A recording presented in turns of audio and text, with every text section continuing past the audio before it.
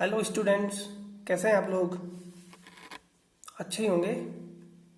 चलो, फॉर्मेलिटी पूरी कर दी मैंने, क्योंकि पता तो लगेगा नहीं, आप लोगों का रिस्पांस तो मिलेगा नहीं ना।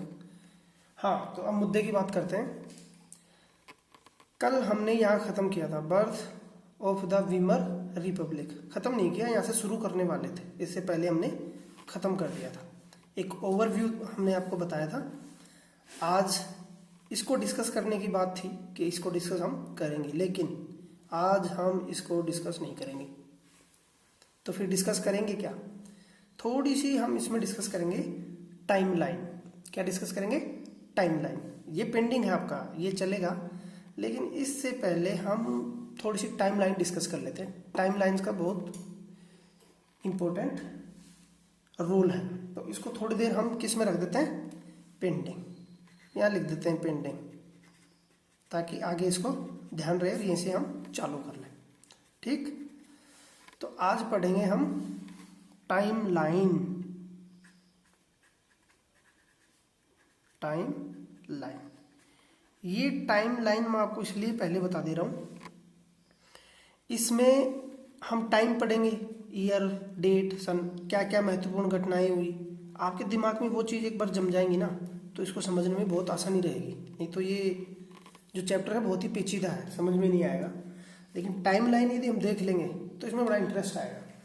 तो आप आज ये टाइम लाइन सीखेंगे, समझेंगे और इसको नोट डाउन करेंगे और इसको याद करेंगे। अच्छे से याद होना चाहिए चीज़ें।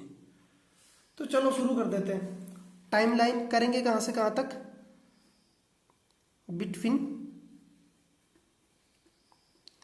बिटवीन अब मैं वर्ल्ड वॉर फर्स्ट, आपको समझ में आ गया होगा ना। WW1 लिखो तो समझ जाओ, वर्ल्ड वॉर 1 की बात कर रहे हैं। And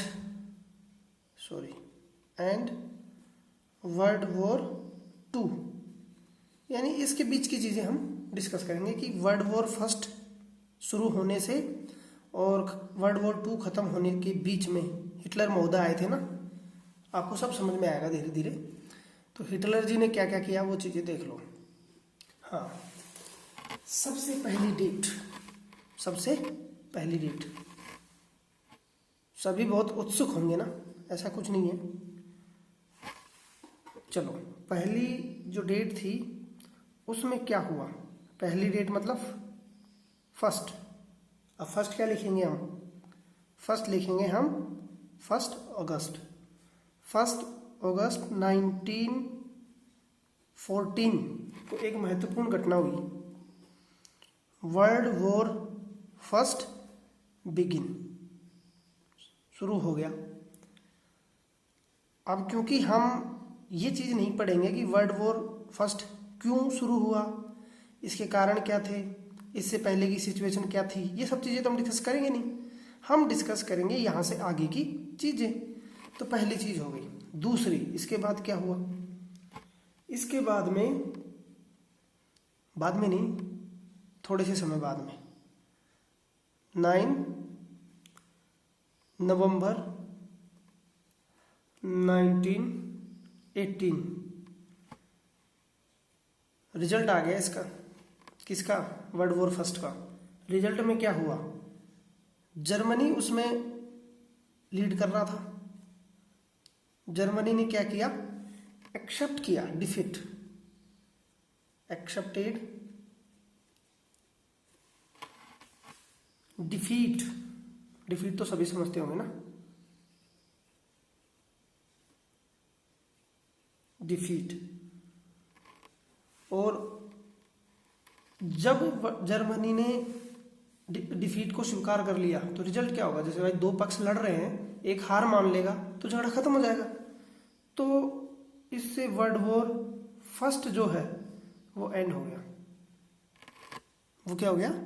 and. इसके बाद में ये जैसे ही खत्म हुआ, उसके बाद में जर्मनी में एक महत्वपूर्ण घटना हुई, प्रोक्लेमेशन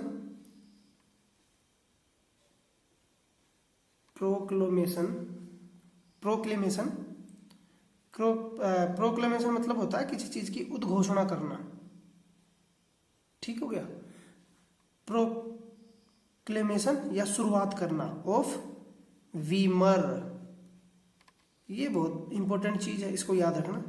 वैसे तो सभी इंपॉर्टेंट है लेकिन इस पे ज्यादा ध्यान देना। वीमर, वीमर रिपब्लिक, रिपब्लिक समझने की चीज रिपब्लिक है इसमें। वीमर तो याद करना है, ये समझने की चीज है जो कि आगे हम समझेंगे क्योंकि कई बार आएगा, तो इसको वहाँ एक्सप्लेन कर लेंगे। अभी सिर्फ आपके दिमाग में एक छोटा सा खाका बनाना है कि कैसे कैसे क्या क्या चीजें हुई।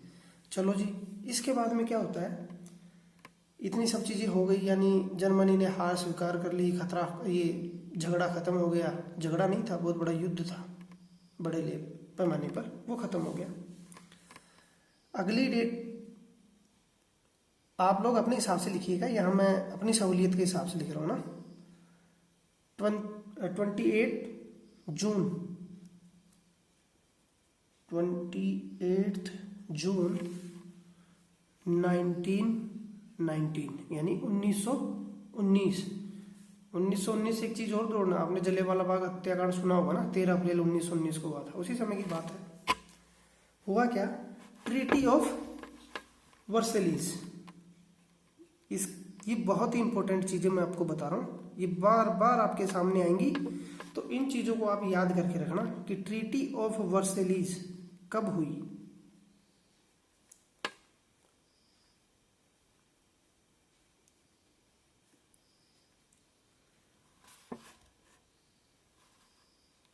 ठीक, ट्रीटी ऑफ वर्सेलिस बहुत ही बुरी घटना थी, किसके लिए, जर्मनी के लिए। इसके तहत हुआ क्या था, थोड़ा सा बता देता हूं। ट्रीटी ऑफ वर्सेलिस यानी फ्रांस में एक जगह है वर्सेलिस, वहां ये ट्रीटी हुई जहां मित्र राष्ट्र और एक्सिस राष्ट्र, एक्सिस राष्ट्र मतलब वर्ल्ड वॉर फर्स्ट में भी एक्सिस और अलीज थे। मैंने कल भी आपको एक अलीज बताया था, ये एक्सिस और अलीज हम बात कर रहे हैं वर्ल्ड वॉर 2 के लिए, लेकिन हम अभी यहां डिस्कस कर रहे हैं वर्ल्ड वॉर फर्स्ट, क्योंकि 1919 की बात कर रहे हैं ना। वर्ल्ड वॉर फर्स्ट तो शुरू हुआ था 1939 में। तो ट्रीटी ऑफ वर्सेलिस में हुआ क्या था कि जर्मनी को पूरी तरह से जिम्मेवार ठहराया गया कि ये जो युद्ध हुआ और युद्ध में जितनी भी क्षति हुई या जितनी भी हानि हुई, जितना भी लॉस हुआ हर प्रकार का, चाहे से वो इकोनॉमिकल हो या लोग उसमें मरे हो, सबके लिए जिम्मेवार बता दिया जर्मनी को। तो ये सब हुआ किसमें था, ट्रीटी ऑफ वर्सेलिस में। और इस ट्रीटी को जर्मनी ने मान भी लिया था क्योंकि इसमें कुछ शर्तें ला दी गई थी। इस ट्रीटी में जर्मनी पर कुछ शर्तें थोप दी गई थी कि आपको ये शर्तें माननी पड़ेंगी क्योंकि आपने ये सारा सत्यानाश वर्ल्ड का किया है। तो इससे क्या हो गया, लोग वहां के थोड़े से खफा हो गए क्योंकि सारी जो वर्ल्ड कम्युनिटी थी मिलके और अकेले जर्मनी को उस पर सारा खर्चा सब सौंप दिया। इसके रिपरकशन क्या हुई, ये सब चीजें हम आगे डिस्कस करेंगे, लेकिन इसका बहुत बड़ा इंपैक्ट हुआ था, याद रखना, ट्रीटी ऑफ वर्सेलिस। चलो जी, अब आ जाते हैं थोड़ा सा आगे, थोड़ा नहीं, आपको सीधा 11 क्या, सीधा 14 साल ऊपर लेके चलते हैं। 30 जनवरी, याद रखना 30 जनवरी लिख रहा हूं, 1933। 30 जनवरी को हमारे महात्मा गांधी जी की भी डेथ हुई थी। नाथूराम गोडसे ने उनकी गोली मारकर हत्या कर दी थी। अब याद रखो 30 जनवरी 1933 को हुआ क्या, हिटलर जो है, हिटलर बिकम नहीं, बिकेम चांसलर। इससे पहले चांसलर आपने नहीं सुना होगा तो आपको थोड़ा सा स्पष्ट कर देंगे। चांस यहां दिख रहा होगा, यहां से कंटिन्यू करते हैं, ELLOR ऑफ, कहाँ का बनेगा, जर्मनी का, क्योंकि जर्मनी का था। क्वेश्चन पूछा जा सकता है ना, हिटलर कहाँ के चांसलर थे, इतना आसान कोई नहीं पूछेगा। चलो कोई बात नहीं। 30 जनवरी 1933 को हिटलर महोदय क्या बन गए, चांसलर। अब बने कैसे, क्या क्या परिस्थिति थी, ये तो हम डिटेल में डिस्कस करेंगे जब पूरा चैप्टर डिस्कस करेंगे। यहां मैं सिर्फ आपके दिमाग में एक चीजें बिठा रहा हूं। चांसलर क्या होता है, चांसलर जर्मनी की सबसे बड़ी एग्जीक्यूटिव पोस्ट है, पॉलिटिकल पोस्ट है। जैसे हमारे यहाँ प्राइम मिनिस्टर होता है, वैसे जर्मनी में जितने एग्जीक्यूटिव पावर्स होते हैं, जितने कार्यपालिका के पावर होते हैं, वो सारे किसमें होते हैं, चांसलर में। अब आपको समझ में आ गया होगा। अब चलते हैं इससे थोड़ा सा आगे। इम्पोर्टेंट 1 सितंबर 1939 इंपॉर्टेंट घटना हुई। क्या हुआ? जर्मनी ने अटैक कर दिया। जर्मनी इन्वेडेड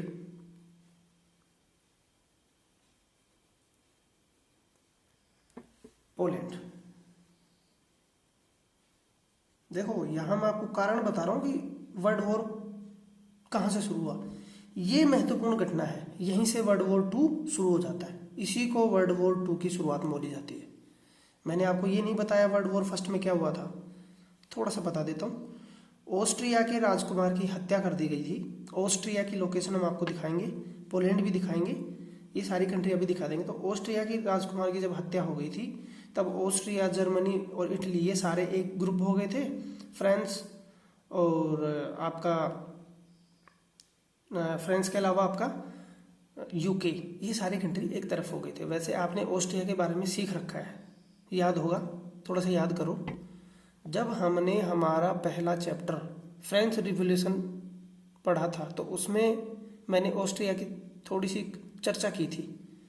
तो कितने बच्चों को ये याद है? जरा 1 मिनट के लिए सोचिए, आया होगा याद आपको? नहीं आया? जो जार था, कहाँ का जार नहीं, यहाँ का जो लुई 16 जो था फ्रांस का, उसकी जो वाइफ थी एंटोनीते, वो कहाँ की थी? ऑस्ट्रेलिया की। ऑस्ट्रेलिया नहीं, ऑस्ट्रिया। अब मैंने आपको उस समय लोकेशन भी अच्छे से बताई थी, दोबारा भी हम आपको बताएंगे। चलो जी, फिलहाल यहाँ वर्ल्ड वॉर 2 हमने शुरू करवा दिया। अच्छा काम तो नहीं किया, लेकिन क्या करें। अब होता क्या है, जैसे ही वर्ल्ड वॉर 2 शुरू हुआ, सबसे बड़ी भूल जर्मनी की 22 जून 1941 को जर्मनी ने बहुत बड़ी भूल कर दी। क्या कर दिया? जर्मनी ने पोलैंड को तो दे दिया झटका, क्या करके? आक्रमण करके। लेकिन जर्मनी ने साथ ही रसिया को भी नहीं बख्शा। Invaded Russia. USSR, united soviet state of Russia, इस पे इन्होंने क्या कर दिया? अटैक कर दिया। देखो एक साथ इस पे भी किया, इस पे भी किया, तो अंजाम तो गलत ही होगा ना। एक आदमी एक साथ, 2 आदमी एक साथ लड़ेगा तो क्या होगा? उल्टा होगा। ऐसा ही इसके साथ हुआ। चलो, इसके बाद में क्या हुआ? 23 जून, थोड़ी से आगे ही, देखो 1 दिन आगे ही, 1941 को ही mass murder of the Jews began, यानी मास मर्डरिंग होने लगी। Mass murder of the Jews कल भी बताया था मैंने, यहूदी, जैसे मुस्लिम, क्रिश्चियन, हिंदू, ऐसे जो पारसी जो धर्म है, उसी तरह ज्यूज भी एक धर्म है। ज्यूज यहूदी हैं, यहूदियों का एक देश है इजराइल, पूरे यहूदी हैं उसमें। चलो, ये बिगिन हो गया, बिगिन तो लिख देते हैं। अब इसके बाद में होता क्या है, अगली घटना घटती है 8 दिसंबर को। ये हम कहाँ पढ़ लिए? 1941। अब आगे ही बढ़ रहे हैं ना, तो 8 दिसंबर भी याद रख लो आप। 8 दिसंबर 1941 को एक चीज और हुई। क्या हुई? इसमें हुआ, यूएसए जो था ना, वो कूद पड़ा। USA joint world war 2। ये तो 1941 में आ गए ना। इसके कारण क्या थे, क्यों इसने ज्वाइन किया, ये सब चीजें हम डिटेल में डिस्कस करेंगे। जापान ने किस तरह इसको प्रवोक किया। जापान ने इसका जो पर्ल हार्बर था उस पर अटैक कर दिया। रिजल्ट हुआ यूएसए भी इसमें ज्वाइन कर लिया। शुरू में यूएसए रिलक्टेंट था, बिल्कुल भी वो इसमें नहीं आना चाह रहा था। शुरू में क्या था वो? रिलक्टेंट मतलब अनिच्छुक। जैसे आप लोग पढ़ने के लिए रिलक्टेंट होते हैं ना, वैसे ही वो भी रिलक्टेंट था कि मैं लड़ूंगा नहीं। लेकिन जापान ने उसको किस तरह से मजबूर किया और उसने लड़ाई में हिस्सा लिया। हाँ, अगली घटना हुई 27 जनवरी 1945। 27 जन 1945 को। इस दिन क्या हुआ? इस दिन हुआ सोवियत ट्रूप जो है उन्होंने लिबरेट करवा दिया। यानी क्या हुआ? सोवियत ट्रूप्स लिबरेट, एक जगह है जर्मनी में ऑस्टविच। देखो प्रोनाउंसिएशन अपना हो सकता है ना, पहले भी मैंने इसकी शायद चर्चा की है। ऑस्टविच पहले नहीं आया होगा आपके यहाँ, हाँ नहीं आया होगा, नहीं ऑस्टविच आया। ये देखो ना गैस चैम्बर में ऑस्टविच थे, गैस चैम्बर जो बनाए गए थे वो ऑस्टविच में थे। तो इसको इन्होंने लिबरेट करवा दिया। अब आपने कल सीखा था कि ऑस्टविच क्यों फेमस था? क्योंकि यहाँ बड़े बड़े कंसंट्रेशन कैंप और गैस चैम्बर बना रखे थे। इसमें लोग क्या करते थे, लोगों को, ये हिटलर के जो समर्थक लोग थे वो लोगों को उसमें मार देते थे, जिंदा लोगों को। तो देखो कैसे पासा पलट रहा है। 1945 की बात है कि कब शुरू हुआ है, ये देखो यहाँ 1939, सितंबर 1939 और 1945 में जाकर यूएसएसआर ने उल्टी बाजी कर दी और जर्मनी में घुस आए और उन्होंने ऑस्टविच को फ्री करवा दिया। इसके अलावा इन्होंने क्या किया, कंसंट्रेशन कैंप और डेथ जो कैंप थे वो थे यहाँ, याद रखना, इसमें लिख लेना ऑस्टविच को। देखो कंसंट्रेशन कैंप, इसके अलावा गैस चैम्बर, डेथ कैंप, ये था, ये इसलिए फेमस था, इसलिए इसको याद रखना है। फिर 8 मई 1945 को अलीड जो थे, अलीड कौन होंगे आपको पता होगा, अलीड विक्ट्री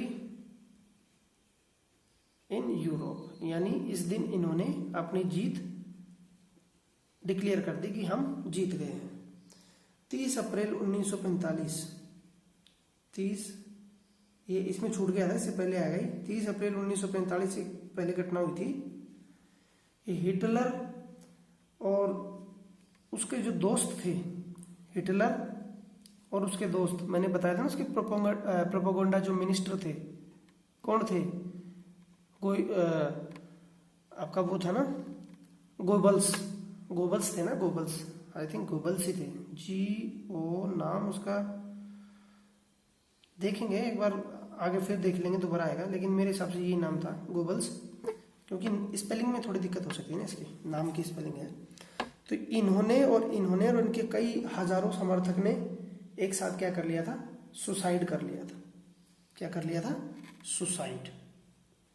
कहाँ किया था ये तो हमने डिस्कस किया था, बर्लिन में एक बंकर था, बंकर हमने डिस्कस किया था कल, तो आपको याद होगा, इसलिए हर चीज को ध्यान से सुनते चलो और नोट्स बनाते चलो। तो ये पूरी इतनी सी टाइम लाइन है, इसको बढ़िया से फ्रेम करना, बढ़िया से लिखना, पॉइंट वाइज, इसमें ये हुआ, इसमें ये हुआ, इसमें ये हुआ, उसको 2 बार रिवाइज करो, आपका बढ़िया इसमें क्या हो जाएगा, चीजें समझ में आने लगेंगी। क्योंकि इससे हम सीधा को रिलेट करेंगे कि कब हिटलर चांसलर बना, कब वर्ल्ड वॉर फर्स्ट शुरू हुआ, कब ट्रीटी ऑफ वर्सेलिज साइन हुई, कब हिटलर की मौत हुई, ये सब चीजें हम डिस्कस करेंगे। बार बार ये चीजें आएंगी, इसलिए आपको याद इसको रखना ही है। अब हम फ्लैशबैक में चलेंगे, birth of Weimar Republic. Flashback में तो चलेंगे, लेकिन यहाँ फ्लैशबैक नहीं है, अभी दूसरा पेज हम चेंज करेंगे। ये आ गए हम दूसरे पेज में। हाँ, आपको पता है टाइटल क्या है? हाँ, the birth of Weimar Republic. अब सबसे पहले तो आप वीमर समझ लीजिए, वीमर क्या है। वीमर जो है, एक मिनट, आपको नजर नहीं आ रहा होगा, वीमर जो क्या है, VEIMER, वीमर जो है वो है आपका कॉन्स्टिट्यूशन। कहाँ का? जर्मनी का। आज भी जर्मनी के संविधान को वीमर ही बोला जाता है। क्या बोला जाता है? वीमर।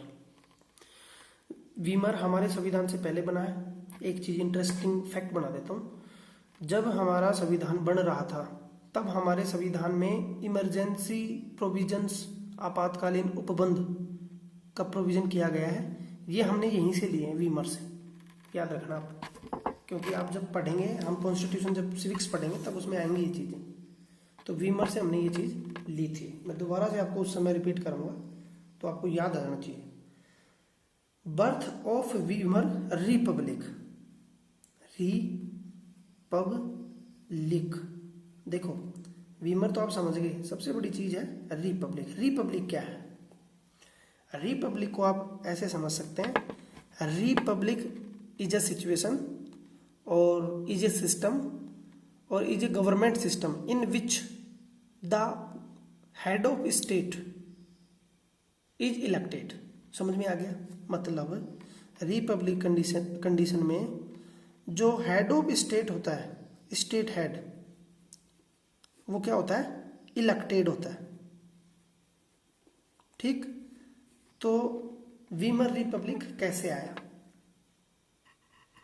रिपब्लिक आया तो सही, लेकिन ये आया कब था? 1918 में। देखना जाना आप उसमें, देखना किसमें, अपने टाइमलाइन में, हो सकता है गलती हो यहाँ, है ना, आपको मैच करना है।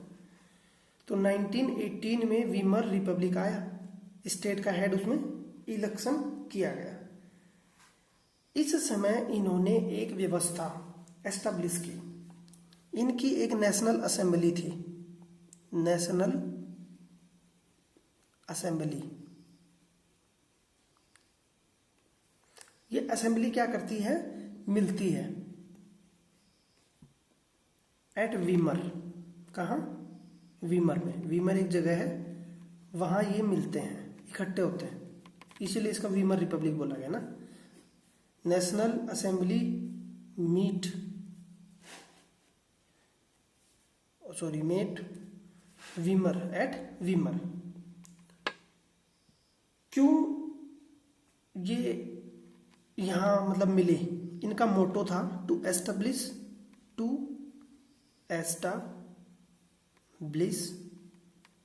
एक minute, to establish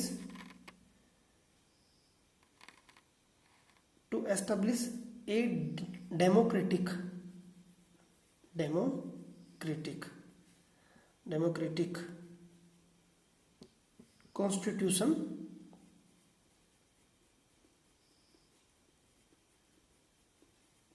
democratic constitution with a federal structure,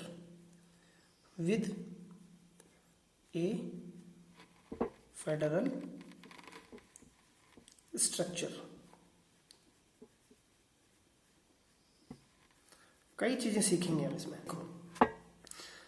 democratic सीखेंगे, डेमोक्रेटिक कॉन्स्टिट्यूशन सीखेंगे, ये मिला के एक ही टर्म है, और फेडरल चीज सीखेंगे। तीन चीजें हैं। आपने रिपब्लिक सीख लिया। रिपब्लिक मेरे ख्याल में आप सभी को आ गया होगा। Republic is a situation in which the head of state is elected, यानी उसका चुनाव किया जाता है। ऐसा नहीं कि जिसका मन किया वही हेड ऑफ स्टेट बन गया, तो इसलिए इम्पोर्टेंट था। अब ये जो नेशनल असेंबली क्या हुई? नेशनल असेंबली मतलब वहाँ के जो लीडर थे उनको मिलाकर एक असेंबली बनती थी। कुछ रिप्रेजेंटेटिव होंगे उनके, जैसे 1 लाख लोगों ने एक आदमी भेजा। जैसे आज हमारी संसद है, आज हमारी पार्लियामेंट है, उसी प्रकार से वहाँ एक नेशनल असेंबली हुआ करती थी। वो मिली कहाँ? वीमर पर, वीमर स्थान पर। किस लिए? To establish a democratic constitution with a federal structure. तो यहाँ तक आपने समझ लिया। डेमोक्रेटिक कॉन्स्टिट्यूशन मतलब कि संविधान तो बनेगा, लेकिन वो होगा कैसे? डेमोक्रेटिक। अब जरा आप गैस करो कि संविधान भला डेमोक्रेटिक कैसे हो सकता है? कुछ आइडिया लगा? चलो मैं बताता हूँ। डेमोक्रेटिक कॉन्स्टिट्यूशन कैसे होगा? जैसे किसी भी देश की सिस्टम को या वहाँ की शासन व्यवस्था को चलाने के लिए आपको क्या चाहिए? कॉन्स्टिट्यूशन, जैसे हमारे यहाँ है। अब जब मैं आपको डेमोक्रेटिक कॉन्स्टिट्यूशन समझा दूंगा, उसके बाद आप अनुमान लगाना कि हमारा जो संविधान है वो डेमोक्रेटिक है या नहीं है। तो डेमोक्रेटिक कॉन्स्टिट्यूशन में होता क्या है कि कॉन्स्टिट्यूशन का निर्माण होगा, तो कॉन्स्टिट्यूशन फ्रेम किया जाएगा, लेकिन कॉन्स्टिट्यूशन जो बनाने वाले होंगे, ध्यान से सुनिएगा, कॉन्स्टिट्यूशन जो बनाने वाले होंगे वो सारे मेंबर कैसे होंगे, इलेक्टेड। समझ में आ गया? यानी पॉपुलेशन है इस कंट्री, ये मानो ये कंट्री है, इसमें आप एग्जाम्पल के लिए मान लो ये 10 लाख है टोटल लोग, कितने हैं, 10 लाख। सिर्फ एग्जाम्पल, संख्या तो ज़्यादा भी हो सकती है, सिर्फ मैं एग्जाम्पल आपको सुना रहा हूँ। इस रीजन से एक रिप्रेजेंटेटिव का इलेक्शन होगा, इससे एक होगा, इससे एक होगा, ऐसे टोटल 10 रिप्रेजेंटेटिव निकल के जाएंगे। तो देखो इन 10 लाख लोगों को रिप्रेजेंट कौन कर रहा है, 10 आदमी। इन 10 आदमियों की व्यू, इन 10 आदमियों की वैल्यू, इन 10 आदमियों के आइडिया के हिसाब से जो कॉन्स्टिट्यूशन बनेगा वो डेमोक्रेटिक होगा या नहीं होगा, होगा। क्योंकि ये किसकी, इनको पावर कहाँ से मिल रही है, पब्लिक से। और पब्लिक और डेमोक्रेसी में हमने क्या सीखा है, for the people, by the people, of the people. ठीक है, हो गया यहाँ for the people, by the people, of the people, इसीलिए इसको बोला जाता है डेमोक्रेटिक कॉन्स्टिट्यूशन। अब आप आइए हमारे संविधान पे, क्या हमारा संविधान डेमोक्रेटिक कॉन्स्टिट्यूशन है? तो इसका आंसर है यस। क्यों? क्योंकि हमारी जो कॉन्स्टिट्यूशन असेंबली थी, हमारा जो सीए था, उसके लिए इलेक्शन हुए थे पूरे भारत देश में, पूरे भारतवर्ष में इसके लिए इलेक्शन हुए थे, और वो सारे जाके मिले थे। 289 लोगों का इलेक्शन हुआ था, वो जाके मिले थे, इन्होंने 289 लोगों ने मिलकर क्या बनाया था, कॉन्स्टिट्यूशन। तो हमारा संविधान भी डेमोक्रेटिक कॉन्स्टिट्यूशन है। तो इनमें मैंने आपको ये बता दिया। अब हम समझेंगे फेडरल स्ट्रक्चर। फेडरल स्ट्रक्चर, देखो मैं कई बार मिस्टेक कर देता हूँ ना, कोई बात नहीं। फेडरल स्ट्रक्चर क्या होता है, फेडरल का मीन मतलब क्या होता है, अलग से सीख लेते हैं। सीखने से पहले मैं कुछ वर्ड लिख दे रहा हूँ, उन पे विशेष आप जोर देना। रिपब्लिक, सुना होगा, रिपब्लिक डे भी हम मनाते हैं ना, रिपब्लिक के बारे में समझना चीज़ों को। उसके बाद में नेशनल असेंबली तो इजी हो गया आपके, जैसे पार्लियामेंट होगी वैसे ही हो गया। लेकिन जो डेमोक्रेटिक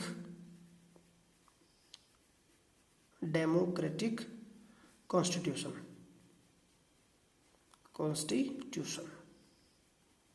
ठीक हो गया। दूसरा, ये लास्ट, दूसरा क्या, तीसरा है federal structure. Federal structure,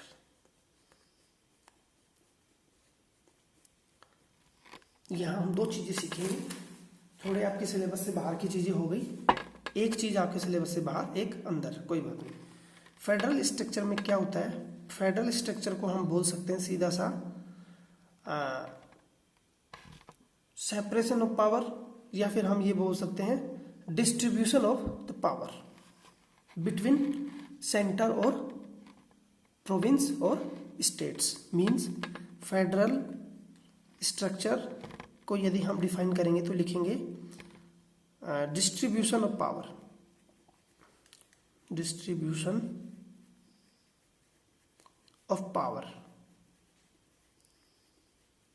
between,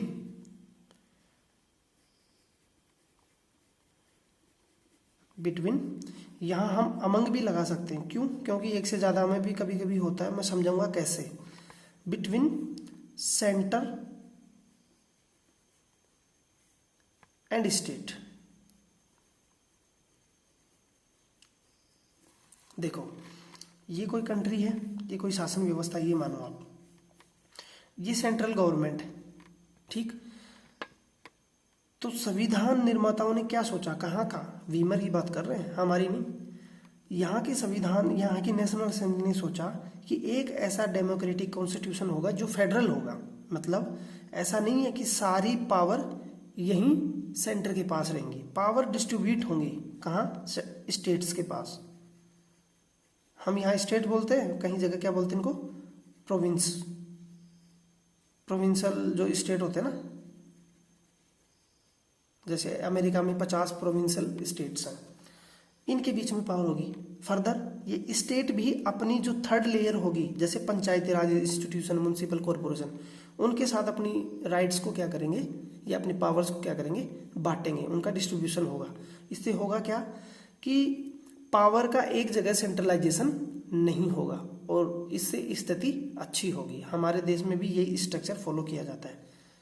centre के पास कुछ पावर, स्टेट्स के पास कुछ पावर, म्युनिसिपल कॉरपोरेशन के पास कुछ पावर, पंचायती राज इंस्टीट्यूशन के पास अलग पावर। तो ये एक फेडरल स्ट्रक्चर हो गया। अब आप इसके बारे में लिखने बैठेंगे तो आराम से 100 वर्ड 100 वर्ड लिख सकते हैं। लिखने की प्रैक्टिस करना। फेडरल स्ट्रक्चर अगले साल भी आपको काम आएगा, अगली बार भी आपके सिलेबस में है 10th में। ध्यान से इन वर्डों को सीखिएगा।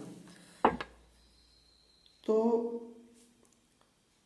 ये जो लोग थे नेशनल असेंबली वाले, ये जाकर मिले कहाँ थे? वीमर में।